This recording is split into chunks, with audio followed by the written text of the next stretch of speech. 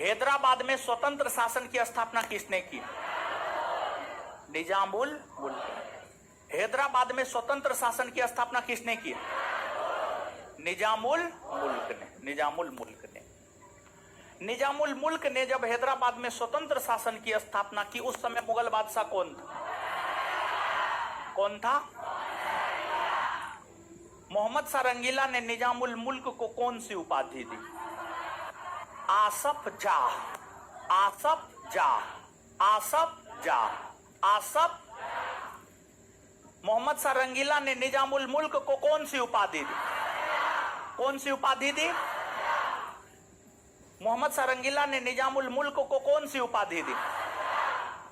आसफ जाह। सुकरखेड़ा या शंकरखेड़ा का युद्ध कब हुआ? आए? सुकरखेड़ा या शंकरखेड़ा का युद्ध कब हुआ? किसके किसके बीच हुआ? निजामुल मुल्क और मुबारिज। इस युद्ध में किसकी जीत हुई? और इस युद्ध के बाद ही मोहम्मद शाह रंगीला ने निजामुल मुल्क को दक्कन का वायसराय नियुक्त किया। तो मोहम्मद शाह रंगीला ने दक्कन का वायसराय किसे बनाया? किस युद्ध के बाद? सुकरखेड़ा के युद्ध के बाद। पालखेड़ा का युद्ध कब हुआ? पालखेड़ा का युद्ध कब हुआ? किसके किसके बीच?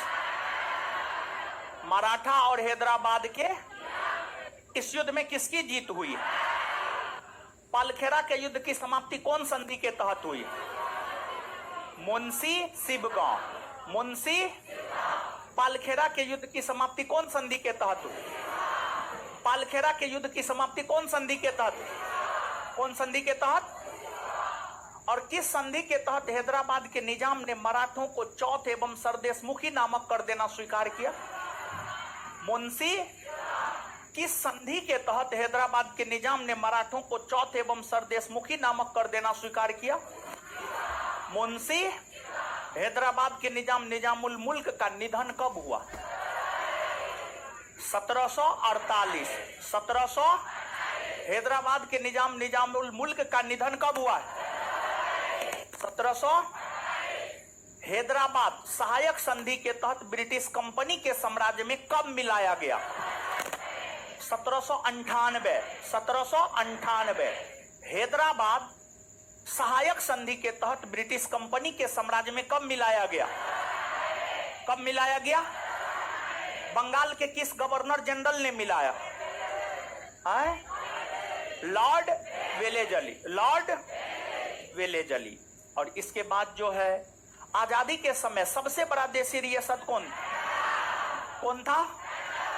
कौन ऐसा देशी रियासत था जो आजादी के समय भारत सरकार के साथ इस बात को लेकर समझौता पर हस्ताक्षर करवाया कि 1 वर्ष तक वहां पर यथा स्थिति बनाई रखी जा सके? हैदरा।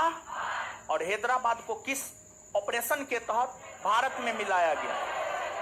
ऑपरेशन कैटरपिलर या ऑपरेशन। क्लियर है ये बात?